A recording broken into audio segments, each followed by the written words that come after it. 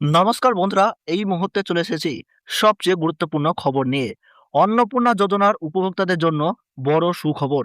অবশেষে অপেক্ষার অবসান হতে চলেছে।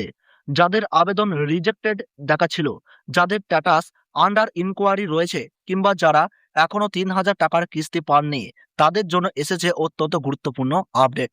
সরকারি স্তরে দ্বিতীয় দফার ভেরিফিকেশন শুরু হয়েছে এবং বাকি থাকা আবেদনগুলো দ্রুত যাচাই করার নির্দেশ দেওয়া হয়েছে। জানা যাচ্ছে বহু আবেদন প্রযুক্তিগত ত্রুটি, তথ্যের অমিল বা যাচাই প্রক্রিয়া সম্পূর্ণ না হওয়ার কারণে সাময়িকভাবে রিজেক্টেড দেখানো হয়েছিল।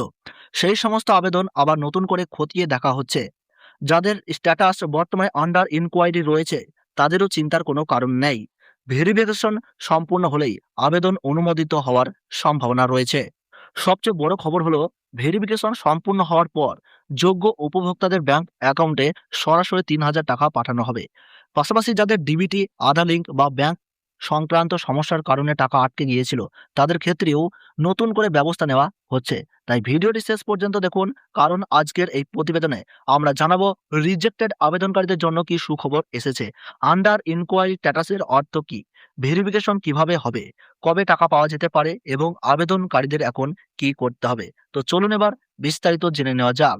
তার আগে ছোট্ট একটি অনুরোধ, ভিডিওটিকে একটু লাইক করবেন, চ্যানেলটিকে সাবস্ক্রাইব করবেন এবং ফেসবুক পেজ থেকে দেখলে ফলো করবেন। আর ভিডিওটি প্রচুর পরিমাণে শেয়ার করে দেবেন।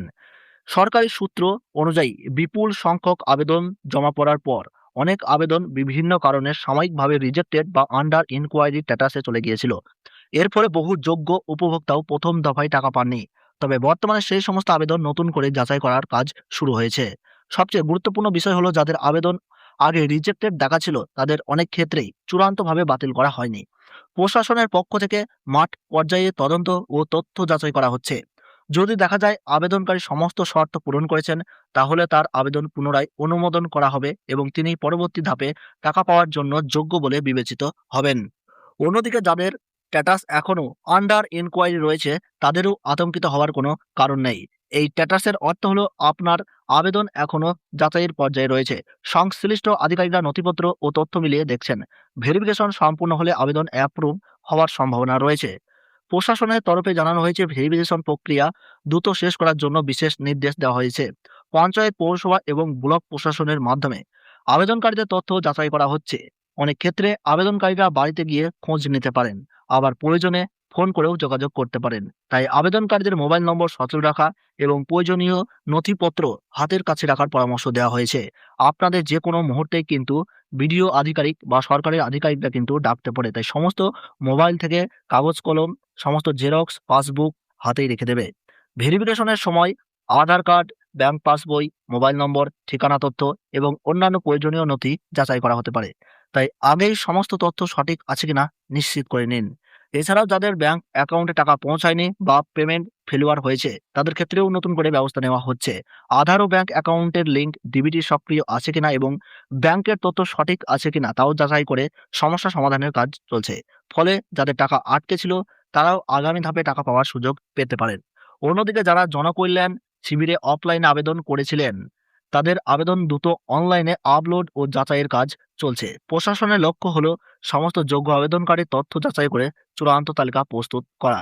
তো আপনারা যারা জনকল্যাণ শিবিরে ক্যাম্পে গিয়ে এই আবেদনপত্র জমা দিয়েছিলেন, তাদেরও কিন্তু অনলাইনে ধীরে ধীরে আপডেটেড চলছে। তাই যারা এখনো টাকা পাননি, তারা কোনো গুজবে কান দেবেন না। নিয়মিত নিজেদের আবেদন স্ট্যাটাস চেক করুন এবং প্রয়োজন হলে স্থানীয় পঞ্চায়েত, পৌরসভা বা বিডিও অফিসে যোগাযোগ করে সর্বশেষ তথ্য জেনে নিন।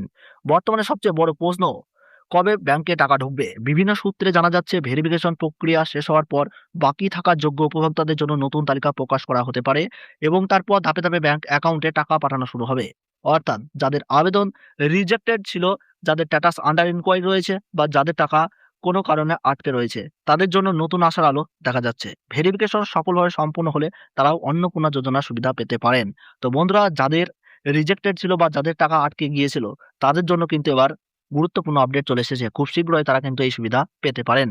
এই বিষয়ে নতুন কোনো আপডেট সামনে আসলেই আমরা আপনাদের সবার আগে জানিয়ে দেব। তাই ভিডিওটি ভালো লাগলে অবশ্যই লাইক করুন আর বেশি বেশি শেয়ার করুন। অন্নপূর্ণা যোজনা, লক্ষ্মীর ভান্ডার, রেশন, সরকারি প্রকল্প, চাকরি, আবহাওয়া, সোনার দাম ও গুরুত্বপূর্ণ সরকারি আপডেট সবার আগে পেতে আমাদের ইউটিউব চ্যানেলটি সাবস্ক্রাইব করবেন আর ফেসবুক থেকে দেখলে পেজটি ফলো করতে ভুলবেন না। ধন্যবাদ।